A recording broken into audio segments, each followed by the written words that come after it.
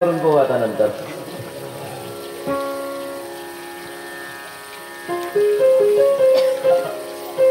म्रिय माणसचे सर्वथा मरण जवळ आलं त्याचं याचं जमन नाही. परंतु त्याला सांगितलं तर मी काम करणार नाही.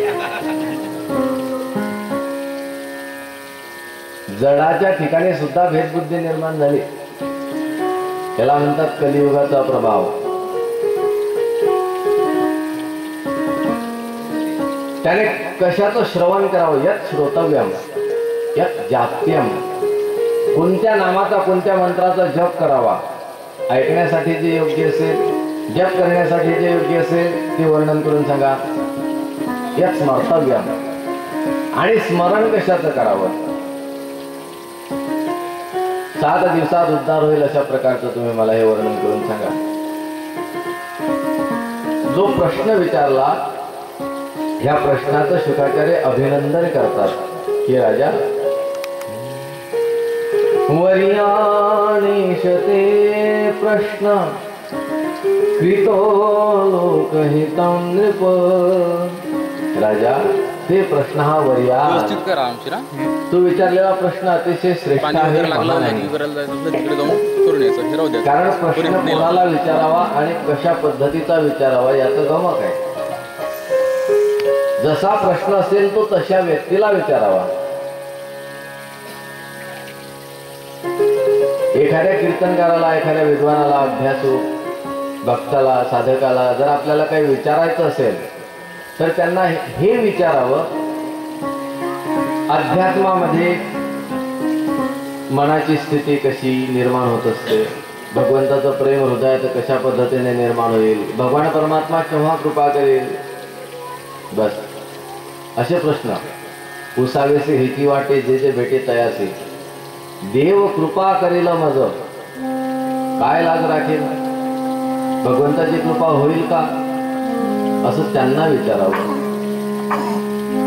पण आपल्यासारख्याला कळतच नाही. कधी कधी आळंदीमध्ये आम्ही जेव्हा फिरत असायचो ना, अभ्यास करत करत आपलं फिरायचं पाठ झाल्याच्या नंतर, संध्याकाळच्या वेळी इंद्रायणीच्या काठावर जाऊन बसायचं चिंतन करायला. इंद्रायणीच्या काठावर सगळ्याच प्रकारचे माणसं संध्याकाळी येत असतात. प्रदक्षिणा करणारी साधू संत मंडळी, साधक मंडळी, गुरुजन मंडळी सुद्धा, आणि इतर हौसे नवसे गवसेही त्या ठिकाणी इंद्रायणीवर येतात. त्यात एखादा नमुना असा येतो, वा काय म्हणता, नाही इथं दुकान कुठं आहे, गावातल्या बाजारात दुकान आहे, नाही ती दुकानं नाही, दुकान कुठं आहे, कसलं दुकान पाहिजे, म्हणजे गुत्त्याचं दुकान. आता गुत्त्याचं दुकान त्याला हे कळत नाही, बुवाला विचारावं का एखाद्या किनाराला विचारावं, म्हणून कोणाला काय विचारावं हेही कळलं पाहिजे. राजाच्या प्रश्नाचं अभिनंदन केलं. राजा ते प्रश्न हा वर्यान, तुझा प्रश्न श्रेष्ठ आहे. कारण प्रश्न तो मोठा आहे की जो लोकांच्या हिताचा असेल, स्वतःच्या वैयक्तिक फायद्याचा असेल तर त्याला महान प्रश्न म्हटला जात नाही. पण लोकांचा फायदा होत असेल तर ते कार्य महान कार्य बनलं जाते.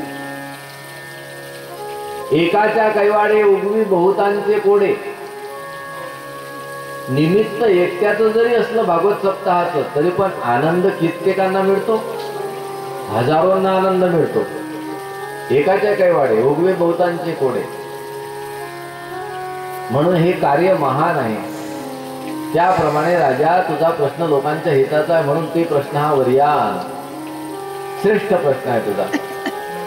आत्मविसम्मतः पुंसां श्रोतव्यादिषु यः परः. सर्व श्रोत्यांसाठी आत्म्याचा साक्षात्कार करून देणारा तुझा प्रश्न आहे. राजा, हजारो माणसापैकी एखाद्याच माणसाला मोक्ष प्राप्तीची इच्छा होत असते, आणि खरा बुद्धिमान तोच आहे की जो मोक्षाची इच्छा करत असतो, जो मुक्तीची इच्छा करत असतो. अपश्यताम आत्मतत्वम, स्वतःच्या आत्मतत्वाचं दर्शन करणे हेच बुद्धिमान पुरुषाचं कर्तव्य आहे. नाहीतर प्रत्येकाचं आयुष्य राजा आज जर बघितलं तर निद्रया ह्रियते नक्तम व्यवायेन च वा वयः, झोपेमध्ये चाललं अथवा व्यवायेन च विषयोपभोगामध्ये चाललं. दिवाच्या अर्थे या राजा रात्र झोपेमध्ये विषयामध्ये चालली आणि दिवस हा अर्थप्राप्तीमध्ये चालला. सकाळी उठल्यापासून पैशाच्या मागे धावतो, पैसा कमावण्यासाठी संध्याकाळपर्यंत राब राबतो, पण ना पैसा परिपूर्ण मिळतो ना जीवन सुखल होतं. एवढा पैशाच्या पाठीमागे का धावतो तर कुटुंब भरणे नवा, कुटुंबाचं पालन पोषण करण्यासाठी पैसा आणावाच लागतो. पैसा नसेल तर कुटुंब कसं चालेल? म्हणून कुटुंबासाठी पैसा कमावण्यामध्ये त्याचा संपूर्ण दिवस जात असतो. रात्र अशी गेली, दिवस असे गेले, शिल्लक काय राहिलं तुमच्याकडे? सकाळ संध्याकाळ. सकाळी आपले विधी करण्यात गेले, संध्याकाळचा थोडासा वेळ मिळाला तेवढा टीव्ही पाहण्यात गेला, बाकी शिल्लक काहीच नाही. शिल्लक वजा बाकी झिरो. देह प्रत्यकलत्रादिषु आत्मसैन्येषु सत्स्वपी, देह अपत्य कलत्रादिषु आत्मसैन्येषु सत्स्वपी. ह्या सर्वांच्या ठिकाणी प्रत्येक माणसानं तेषां प्रमत्तो निधनं पश्यन्नपि न पश्यति, त्या सर्वांच्या ठिकाणी आपण स्वतःचा नाश होणार आहे असं पाहून सुद्धा प्रत्येक जीव पाहत नाही की आपला नाश होणार आहे, यांचा माझा काय संबंध आहे. जोपर्यंत जीवन आहे तोपर्यंत मग त्यांच्या आसक्तीमध्ये एवढा का गुंतून बसतो की स्वतःचा विसरच त्याला पडून जात असतो. तस्मात भारत, म्हणून हे भारत. भारत का म्हटलं तर भारतात राहणारा होता म्हणून भारत, भरत कुळामध्ये जन्माला आलेला म्हणून भारत. हे भारत. सर्वात्मा भगवान ईश्वर हा हरिही स्मर्तव्य. हा सर्वांच्या अंतःकरणामध्ये आत्मरूपाने निवास करणारा जो परमात्मा आहे तो स्मरण करण्यासाठी योग्य आहे. स्मरण करायचं तर त्याचं करा, अन्य कोणाचंही स्मरण करू नये. श्रवण करायचं तर त्याच्याच कथा त्याच्याच लीला श्रवण कराव्या, अन्य भाक्कळ कथा श्रवण करू नये. भगवंताशी संबंधित ज्या कथा असतील त्या कथा श्रवण कराव्या. कीर्तितव्य. हा कीर्तन करायचं असेल तर त्या परमात्म्याच्या कथांचंच कीर्तन करावं. कीर्तन म्हणजे वाणीने वर्णन करणे, याचं नाव आहे कीर्तन. वर्णन करायचं तर त्या परमात्म्याच्या कथाच वर्णन कराव्या. इच्छता अभयम. असं केल्यामुळे काय होईल तर ज्याला अभयाची इच्छा आहे त्याच्यासाठी हे कार्य आहे, त्याला मग अभय प्राप्त होईल, संपूर्ण भीती समाप्त होईल. आणि ज्याने भगवंताचं स्मरण नाही केलं, भगवंताच्या लीला गान नाही केलं, भगवंताच्या लीलांचं श्रवण नाही केलं, त्याला ह्या युगामध्ये सगळ्या भीतीच भीती आहे. भोगे रोग भयम बले रिपु भयम कृपे जराया भयम शास्त्रीवाद भयम गुणे खल भयम काय कृतांतात भयम. खूप भोग भोगणारा असला तर रोगाची भीती आहे. नाही म्हटलं भोगामध्ये आनंद आहे, भोगात आनंद वाटतो भोगताना, पण परिणाम स्वरूप दुःखच प्राप्त होत असते त्याला. भोगान भुक्ता वयमेव भुक्ता. भोग भोगले जात नाही, भोग आपणालाच भोगून टाकतात, समाप्त करतात. घराचा उपभोग आम्ही घेतो नाही, घर आपला उपभोग घेते. घर म्हणते बेटा तू सोडून दे, तुझ्या बापाचा पंजोबाचा सर्वांचा उपभोग घेतला मी, आता तूही चालला जाशील, तुझे मुलं नातू पंतू सगळेच येतील, तेही निघून जातील, मी पुढे गेलो का नाही. मग आपण घर भोगलं का घराने आपल्याला भोगलं? असं प्रत्येक वस्तूच आहे. प्रत्येक वस्तू आपल्याला वाटते की आपण उपभोगतो, पण नाही, वस्तूकडून आपण क्षीण होत जातो. तर त्याप्रमाणे भोगापासून भीतीच आहे. भोगे रोग भयम कुले च्युती भयम. उच्च कुळामध्ये जन्माला आलेला असला तरी सुद्धा त्याला त्या उच्च पदापासून उच्च कुळापासून सुद्धा च्युत होण्याची भीती असते. थोडा जरी कलंक लागला तरी त्याला त्या पदापासून च्युत व्हावं लागते. वित्ते नृपाला भयम, भरपूर धन संपत्ती आहे, त्याला लपवण्याची भीती आहे. फेब्रुवारी मार्च महिना आला का टॅक्सची त्याला सारखी जाहिरात सुरू होत असते. मोबाईलवर मेसेज सुरू होतात, SMS, इन्कम टॅक्स. राजाची भीती. वित्ते नृपाला भयम, शास्त्रीवाद भयम, गुणे खल भयम. खूप शास्त्राचा अभ्यास केला. म्हटले हे फार विद्वान आहेत, शास्त्राचा अभ्यास आहे यांचा. मग एखाद्या ठिकाणी व्यासपीठ निर्माण केलं. व्यासपीठ म्हणजे त्या ठिकाणी अनेक विद्वान एकत्रित येतात आणि एका सिद्धांताची चर्चा करतात, त्याचं नाव व्यासपीठ. मग कोणता सिद्धांत खरा, तुमचा खरा का आमचा खरा, तो प्रत्येकानं आपापल्या परीने पटवून द्यायचा असतो. म्हणून ज्याने शास्त्राचा खूप अभ्यास केला, विद्वान म्हणून गणला गेला, विद्वत्तेच्या पदव्या धारण केल्या, मग पदवी धारण केल्यामुळे त्याला त्या ठिकाणी हजर राहावं लागतं आणि उत्तर द्यावे लागतात. नाही उत्तर देऊ शकला तर मंडलेश्वरची पदवी गायब होईल, महामंडलेश्वर राहू शकणार नाही. म्हणून शास्त्रीय वाद भयम, गुणे खल भयम. गुणवान असेल तर खळापासून भीती आहे.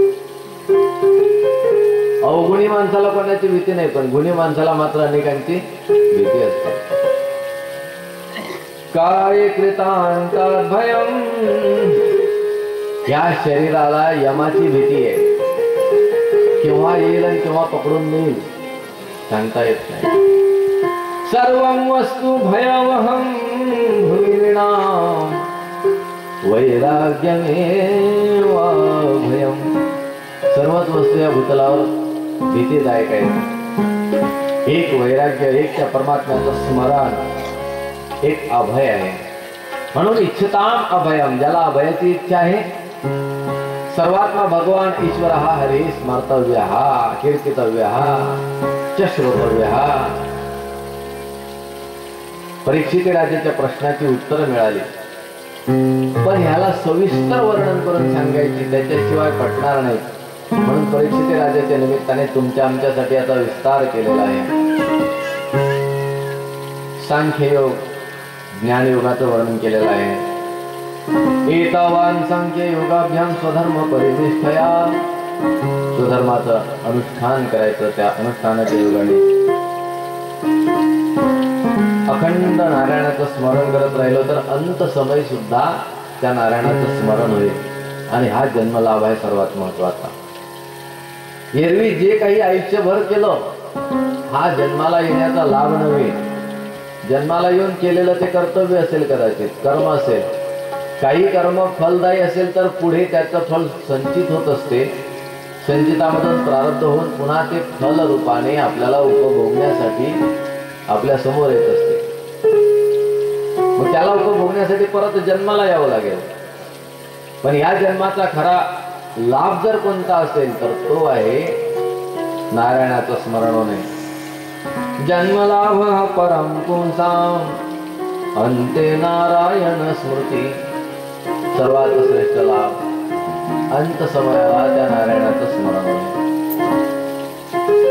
ज्याला कळालं की अंतकाळ आलेला आहे, अशा पुरुषाने राजा सावध राहावं. एक वैराग्यशील महात्मा सांगतो, अनुपेत कृत्य महात्मा वर्णन करतो की ज्यांचे उपनयन संस्कार सुद्धा झालेले नाहीत, असा महात्मा वर्णन करतो. राजा, ज्याचा अंतकाळ जवळ आला, अंतकाले तू पुरुष आगते गत साध्वसः. मरण जवळ आलं असं समजलं तर त्यावेळी त्याने काय करावं? छिंद्यात असंग शस्त्रेण स्पृहाम देहे अनुयुज्यताम. आपल्या शरीराच्या ठिकाणी असणारी जी आसक्ती आहे, देहे स्पृहाम असते, देहाच्या ठिकाणी आपली आसक्ती असते. ही आसक्ती त्याने असंग रूपी शस्त्राने तोडून टाकावी. छिंद्यात, असंग म्हणजे त्यागाचं शस्त्र आहे. सगळ्या संगतीचा त्याग. संत संग धरा तुम्ही भजन करा. संतांचा संग आणि इतर सर्व विषयांचा असंग, सर्वांचा संग सोडून एक भक्तांचा आणि भगवंताचा हेच संग करायचे. ह्या असंग शास्त्रानं आसक्ती समाप्त होत असते आणि भक्त भगवंत संघाने भक्ती प्रेम निर्माण होत असते हृदयामध्ये. म्हणून संघ शास्त्रानं आसक्ती तोडून टाकावी. आसक्ती संपली म्हणजे मग त्या घरापासून आपल्याला सुख दुःखादी द्वंद्वांची बाधा होत नाही. या सुख दुःखादी द्वंद्वापासून आम्ही मुक्त होत असतो. गृहात प्रव्रजितो धीर, आसक्ती सुटल्याशिवाय घर सुटत नाही. म्हणून तरुणपणामध्ये आसक्ती सोडली नाही. मुलीचं लग्न झाल्यानंतर पंढरपूरला जाऊ, वारीला जाऊ, इकडे जाऊ, तिकडे जाऊ, परमार्थ करू, सप्ताहाला जाऊ. लग्न झालं तरी मुलाचं आलं, मुलाचं झाल्यानंतर पुन्हा मुलाचा मुलगा वागवायची वेळ आली, कुठं जाता येत नाही, आसक्ती आहे. पण जेव्हा कळाला अंत समय आलेला तेव्हा मात्र सर्वांना एका झटक्यामध्ये तोडून टाकावं आणि त्यावेळी त्याने आपल्या साधनेचं स्थान शोधावं. गृहात प्रव्रजितो धीर, पुण्यतीर्थ जलाप्लुतः. घर सोडून द्यावं, धैर्य धारण करावं. धैर्यपूर्वक घर सोडून पुण्यतीर्थ जलाप्लुतः, जलमयशा पुण्यतीर्थाच्या ठिकाणी निवास करावा. पवित्र तीर्थाच्या ठिकाणी, ज्या ठिकाणी आपल्याला साधना घडेल, जिथं मन विकसित होत असेल अशा ठिकाणी नाही सांगितलं. जिथं मनाची साधना होईल, मनाची स्थिरता होईल, मग ते तीर्थक्षेत्र जुनंच असावं किंवा नवीनच असावं अशातला भाग नव्हे, ते कुठलंही असावं. अशा पुण्यक्षेत्राच्या ठिकाणी निवास करावा. ज्या ठिकाणी एकांत असेल, खूप गर्दी नसेल. एवढ्यासाठी ऋषीमुनींनी एकांताचे स्थान शोधले महाराज. जेव्हाही त्यांना साधना करावीशी वाटली ते एकांतात गेले. भगवानही एकांतात राहिले, पण जिथं जिथं ते एकांतात पोचले तिथपर्यंत संपूर्ण जगातली दुनिया जाऊन पोचले.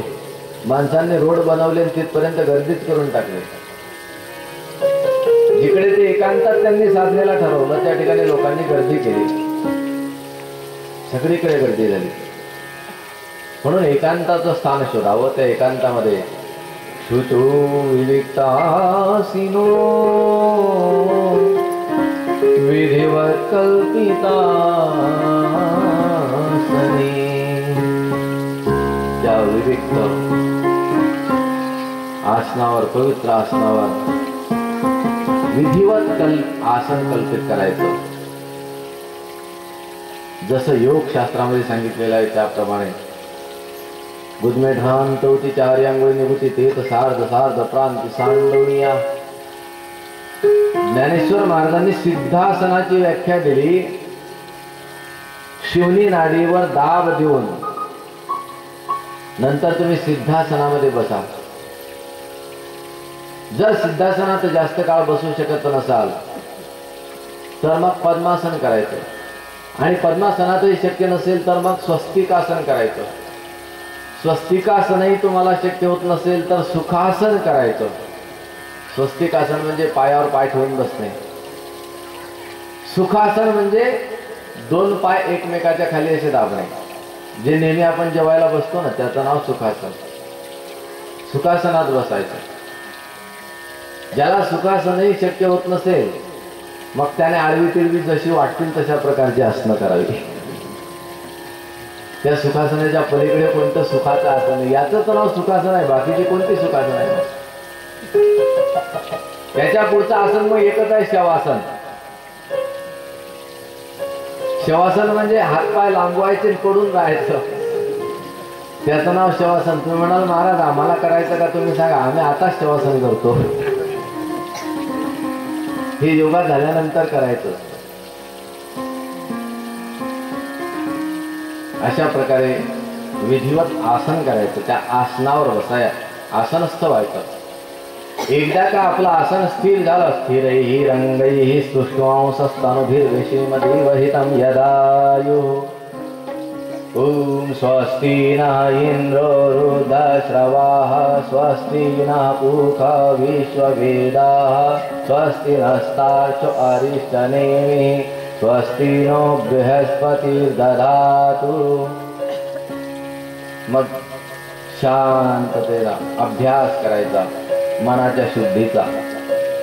अभ्यासेन मनसा शुद्धम त्रिवृत ब्रह्माक्षरम परम। दोन भुवयांच्या मध्यभागी निर्मल अखंड मंडलाकार ओंकाराचं ध्यान करायचं।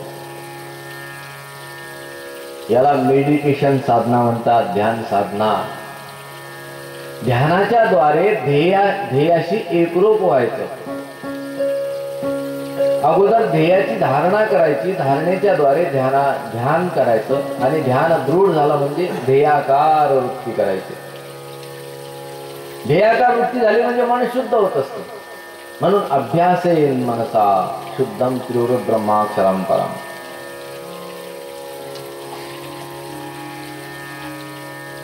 हा ओंकाराचा विधी फार सुंदर आहे।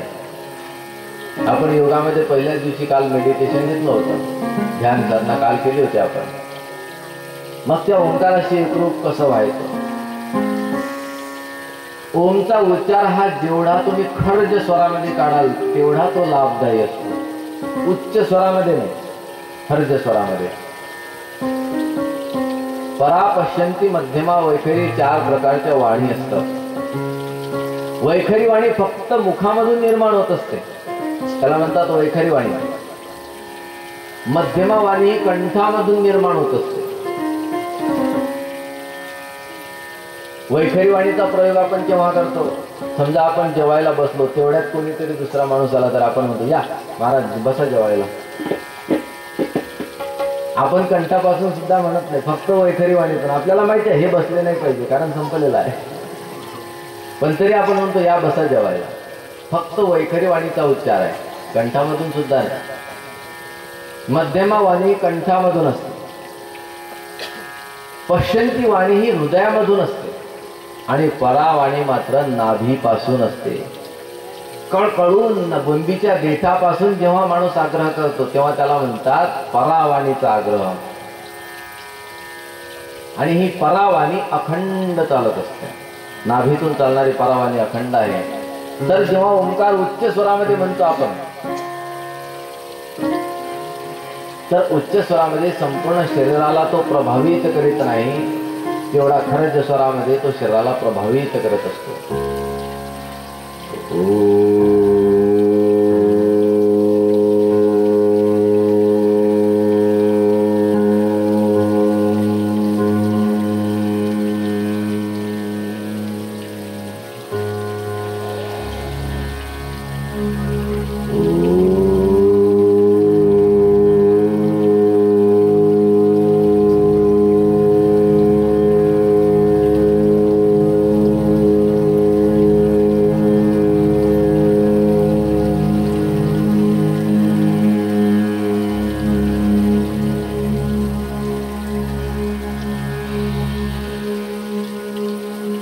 दीर्घ श्वसन आणि तदनंतर ओमचा उच्चार।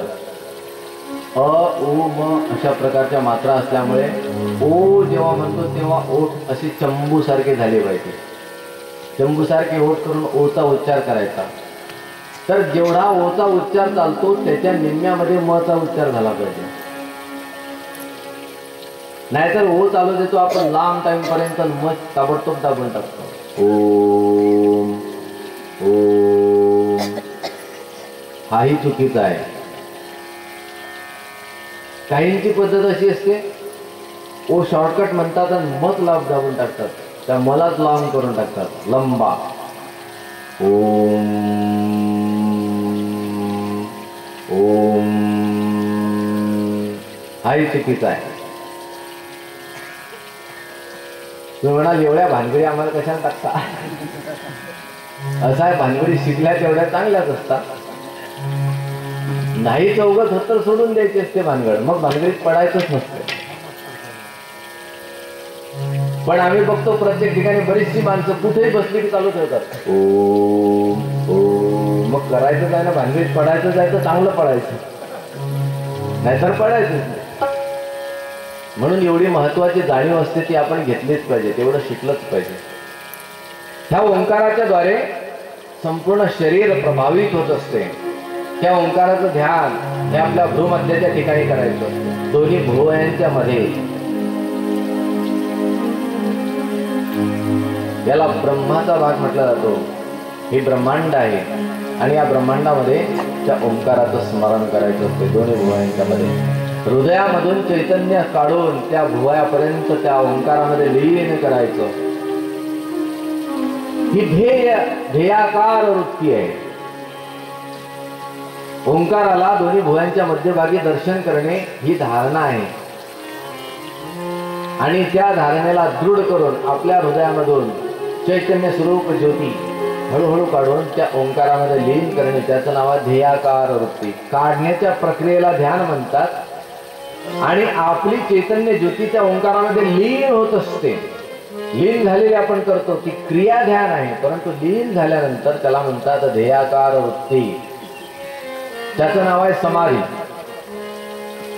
एकदा का त्यामध्ये तुम्ही गेलात, एकदा का तुमची वृत्ती ध्येयाकार झाली, मग तुम्हाला कोणतंही भान नाही, सगळं विसरलो. आम्ही कुठं बसलो? वृंदावन धाम मध्ये, माहितीच नाही, कारण आपण विसरून जात असतो. देहाच्या निरासे पाविते आठाया, देहाच्या निरासे पाविते आठाया, देहाच्या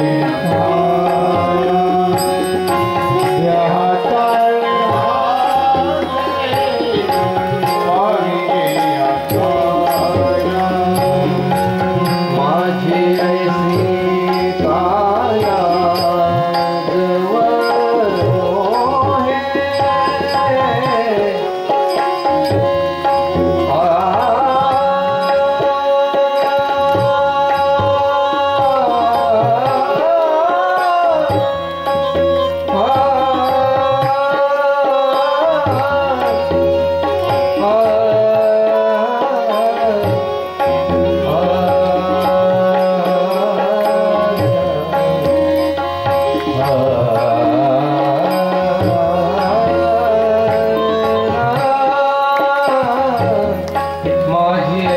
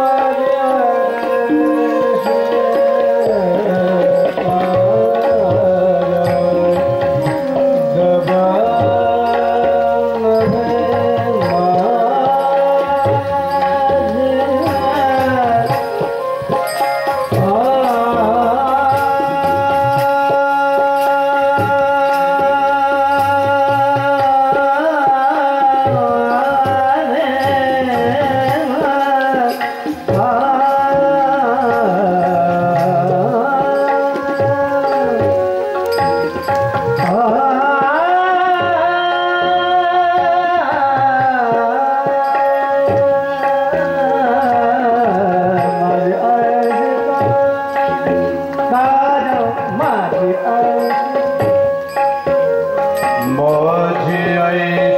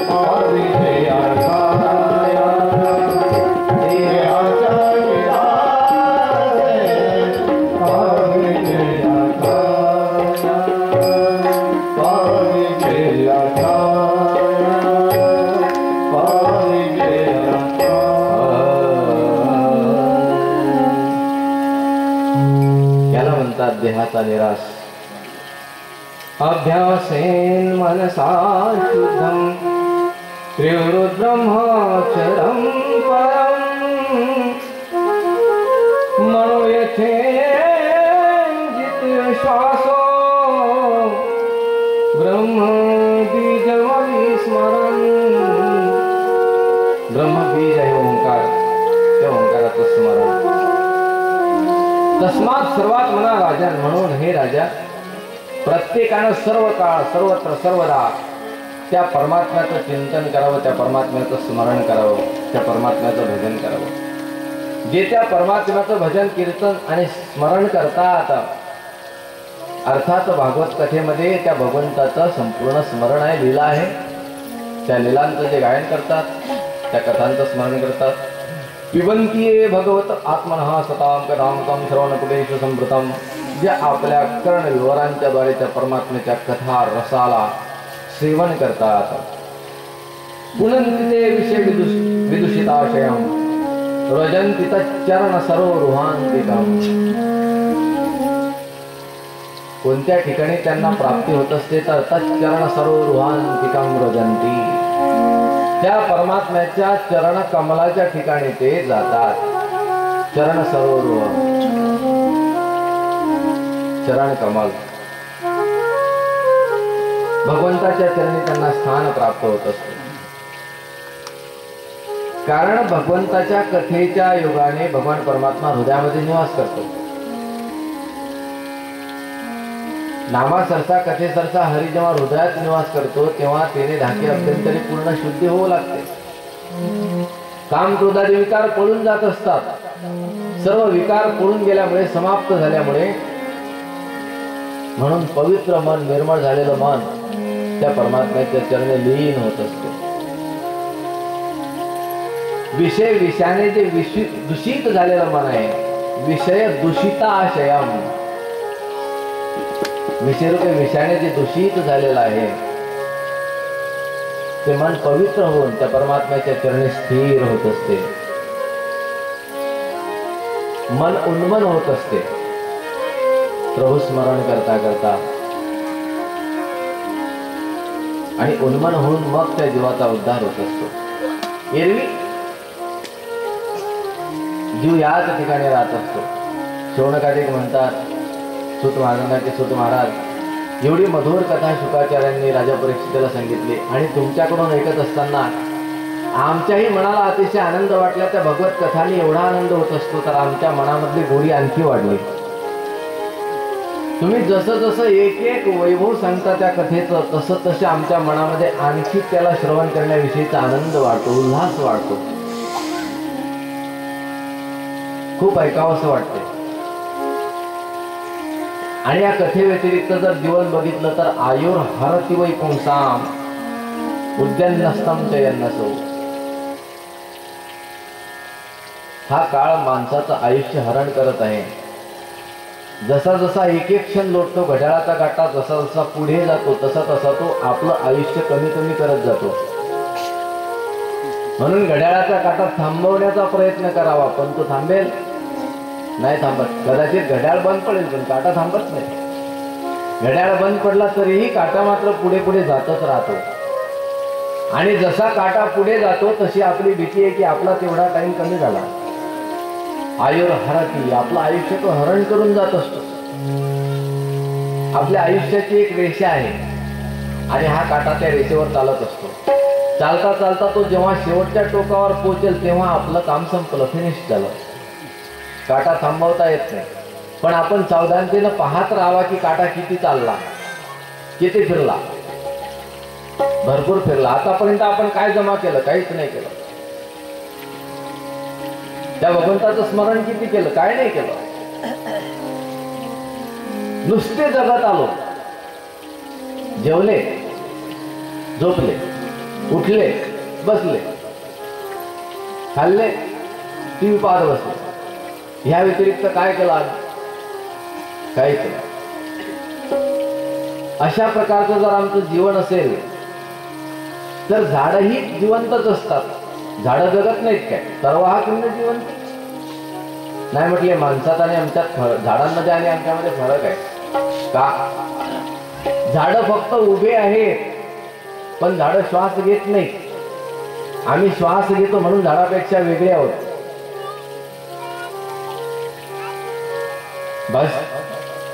भस्त्रा किं न श्वसन्ति भस्त्रा. भस्त्र हा म्हणजे पूर्वीच्या काळी ते पंचाई होते ना, त्या पंचाईंकडे भाता असायचा. एका माणसाने ते गरम करायचा आणि मागे एकाने भाता मारायचा. मग तो भाता श्वास घेतो की नाही? जेव्हा तो श्वास सोडतो त्यावेळी पुढे आग पेटते आणि जेव्हा श्वास घेतो त्यावेळी भाता फुटतो. म्हणजे तो सुद्धा सारखा श्वास घेतो. जर त्यानं श्वासच नाही घेतला, त्याला श्वास घ्यायला जागा नाही ठेवली तर पुढे आग होणार नाही. भस्त्राः किं न श्वसन्त्युत. ते सुद्धा श्वास घेतात. न खादन्ति न मेहन्ति किं ग्राम पशवो परे. नाही म्हटले मग वृक्ष जेवण करत नाही, आम्ही जेवण करत असतो, खात पेत असतो. मग ग्रामपशु खात पेत नाही काय? ग्रामपशु म्हणून या ठिकाणी दिला. ग्रामपशु त्याला म्हणतात गावठी जनावर. मग गावठी जनावर, पाळीव जनावर अनेक असतात. पाळीव जनावर गाय आहे, बैल आहे, शेळी आहे, बकरी आहे, म्हैस आहे. पण एका विद्वानांनी याचा अर्थ केलेला आहे ग्रामपशु म्हणजे सुकर. डुक्कर सुद्धा पाळीव जनावरच आहे ना. सर्व पाळत नाही, हा भाग वेगळा आहे. काही काही पाळतात म्हणजे तोही पाळीव मध्ये. मग ती डुकरं खात नाहीत काय? मग त्यांच्यात आणि आपल्यात काय फरक राहिला जर आपण भगवंताचं स्मरण वेगळं नाही केलं तर? न खादन्ति न मेहन्ति किं ग्राम पशवो परे श्वविद्वराहोष्ट्र खरैः संस्तुता पुरुष पशु. हा पशु सुद्धा त्या कुत्र्याप्रमाणे, उंटाप्रमाणे, डुकराप्रमाणे त्यांच्याच लाईन मध्ये गणला गेला. फक्त त्यांना शेपट असतात तर याला शेपूट नसते. बिना शेपटाचा तो सुद्धा प्राणीच झाला. का घडला तर त्याचं कारण एकच आहे. नयत्कर्ण पथोपेतो जातु नाम गदाग्रजः. कारण त्याच्या कर्णविवरांच्या द्वारे कधीही त्या निर्मळ कीर्ती असणाऱ्या परमात्म्याची कथा गेली नाही. त्या परमात्म्याचं चिंतन स्मरण त्याला कधी घडलं नाही.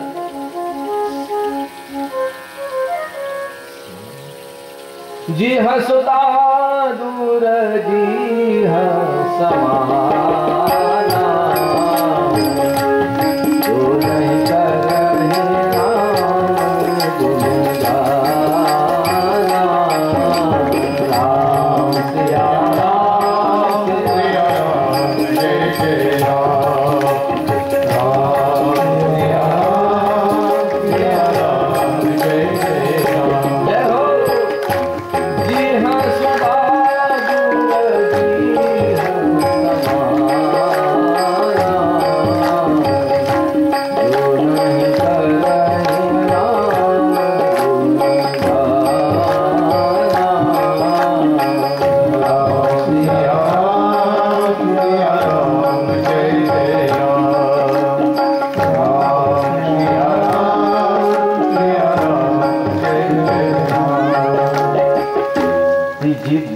जिभेप्रमाणे आहे की जी जीभ कधीही त्या परमात्म्याचं स्मरण करीत नाही, भजन करीत नाही, इतर खूप काही बोलत राहील, गप्प कधीच राहणार नाही, पण परमात्म्याचं भजन मात्र कधीच करत नाही.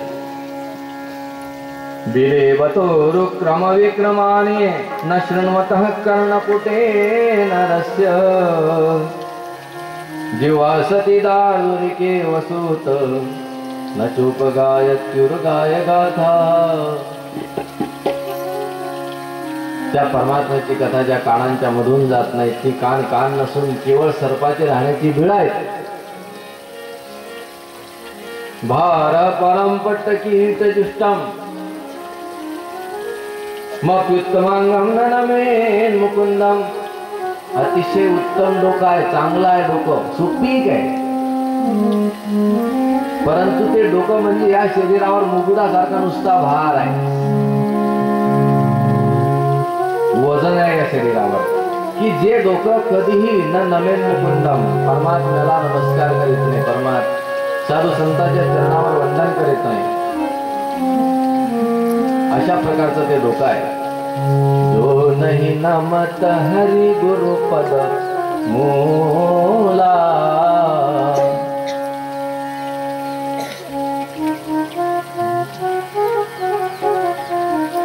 मूला ते सिर कटु तुंबरी समतोला. ते मस्तक कटु तुंबरी समतोला. कटुतुंबरी म्हणजे कडू भोप्या. पूर्वीच्या काळी असायच्या, आता अलीकडे दिसत नाहीत. भालेगावात आहेत का कडू भोपे? दिसतात का कुठं? नाही. अर्थात भालेगाव सुधारलं. पूर्वीच्या काळी भयंकर कडू भोपे होते, तुमच्याकडे बी असतील. आज कोणीच कडू भोपे नाही राहिले, म्हणजे गावातले सांगतो. ते कडू भोपे असे असायचे, कुठेतरी वाड्यावर वेल असायचे आणि त्या वेलेला लागलेले ते कडू भोपळे असायचे. त्या कडू भोपळ्याचा फायदा काहीच नाही, फक्त लागलेले, आणि विनाकारण वाड्यामध्ये संपूर्ण त्याचा कचरा एक व्हायचा. पण कडू भोपळ्यापासून फायदा काहीही नसायचा. पूर्वीच्या काळी लोकांनी ते कडू भोपळे सोडले नाहीत. त्याला पण घ्यायचे, वाळवायचे, कापायचे, त्याला मस्त साफ करायचे आणि त्याच्यामध्ये काहीतरी धान्य ठेवायला, काहीतरी ठेवायला, त्याचे ते असे कमंडलू सारखे करायचे. जन प्रत्येक वस्तूचा फायदा घेतात, परंतु तो व्यर्थ फायदा आहे. चांगला भोपळा जर बघितला, दुधी भोपळा, तर या दुधी भोपळ्याचा फायदा आहे. आपल्या शरीरामध्ये ब्लड प्रेशरवाल्यांनी दुधी भोपळा जरूर खावा. जेवढा जास्तीत जास्त खाता येईल तेवढा चांगला आहे. महाराज तुमच्यासाठी तर लाभदायी आहे, अतिशय लाभदायी आहे. दररोज ज्यूस पेचा, अर्धा ग्लास, पण ताजा. अर्ध्या ग्लासच्या वर नको आहे. तोही ग्लास मोठा घ्यायचा नाही तर अर्धा सांगितला तर मोठा ग्लास घ्यायचा. छोटा हा, त्याच्यापासून जास्त घेतला तर बाधाच होत असते. अर्धा ग्लासच असावा, ग्लास कमी मापाचा असावा. अर्थात 50 ml तुम्हाला तो ज्यूस हवा आहे. भोपळ्याचा 50 ml ज्यूस घेतला तर ब्लड प्रेशर वाल्यांसाठी अतिशय चांगला लाभदायी असतो. पण कडू भोपळ्याचा घेतला तर त्याच्यापासून लाभ होण्याऐवजी हानीच व्हायची. म्हणून जसे कडू भोपळे काही फायद्याचे नाही, त्याप्रमाणे हे डोकं सुद्धा कडू भोपळ्यासारखं आहे, की जे साधूच्या चरणावर वंदन करत नाही, जे परमात्म्याच्या चरणावर वंदन करत नाही, ते डोकं. भार परम पट्ट किरीट जुष्टम, केवळ ओझा आहे शरीरावर. श्याम करुणो कुरुतः सपर्या हरे लसत कांचन कंकणवा. हात ते आहेत जे भगवंताच्या मंदिरात सेवा करतात. जे भगवत मंदिरामध्ये सेवा करीत नाहीत ते हात वही कामाचे नाहीत. म्हणून खरे हात ते आहेत की जे परमात्म्याच्या मंदिरामध्ये सेवा करतात, भगवत कथेमध्ये सेवा करतात. डोळ्याचं वैभव आहे परमात्म्याचं दर्शन करणे. डोळे भरून या पाहिन तुझे रूप. डोळे भरून त्या परमात्म्याचं रूप पाहावा. आणि रूप पाहता लोचने मग म्हणावं की सुख झाले ओ साधने. त्या रूपाच्या दर्शनाने आनंद सुख. पण ज्या डोळ्यांना त्या परमात्म्याचं रूपच दिसत नाही, कोणी देवाचं दर्शनच करत नाही, मग त्यांचे डोळे म्हणजे डोळेच नाही, दृष्टीहीन, केवळ मोराच्या पंखाप्रमाणे शरीरावर आहेत ते. बर